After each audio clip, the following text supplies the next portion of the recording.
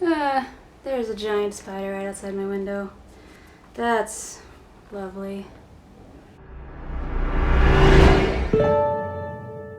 Hey guys, I'm Shay, and it's been a while. So since it has been a while, I've actually read quite a lot of books since the last time you saw me. Maybe I only read a few, but I thought that I would do sort of like a rapid review video. Spider. And tell you some thoughts on some of the books that I read recently. But I actually only have 3 books that I read that I felt like giving somewhat reviews on, so I guess I will do that. Now, so the first one I read was actually the last book, or one of the last books that I read for the Booktubeathon, which was like 2 months ago, or like a month ago, or I don't know how long ago it was. But anyway, it is Undercurrent by Paul Blackwell.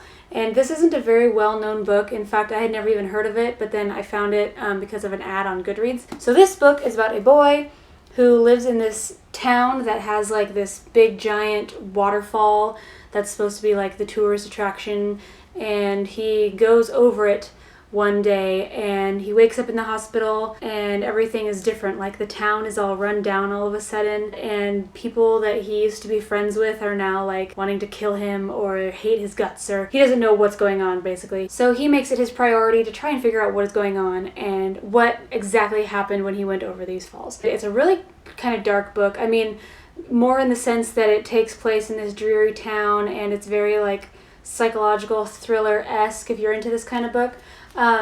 Actually one of my favorite books, which is Being by Kevin Brooks, has a really similar feel to this. And so this actually I think maybe either has surpassed the ranking for my favorite book, or is like right up there with that other one. Maybe I need to read it again. I don't know. And I gave it a 5 out of 5.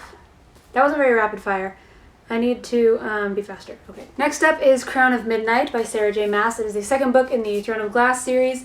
If you saw the video that me and my mom and my sister did, then you know my thoughts on the first one. This one was just as amazing. I've never really actually been that into fantasy books before, but this was seriously so good. And as soon as I finished it, I had to like buy the next one. So I have the third book up here on my shelf, waiting for me to start it, I guess, which is going to be soon because I want to continue the story. And recently, Sarah J. Maas has told us that it is going to be, or it is being optioned for a TV show, which is cool, but at the same time, I've become sort of leery about books becoming movies or books becoming TV shows because it can either be really, really good, like The Hunger Games, or like how popular the Harry Potter movies were, or it could be really lame. And so I'm kind of worried about seeing this become a TV show. But hopefully it will be good, and if it's not, at least we'll have the books to fall back on. And I gave this a 5 out of 5 star as well.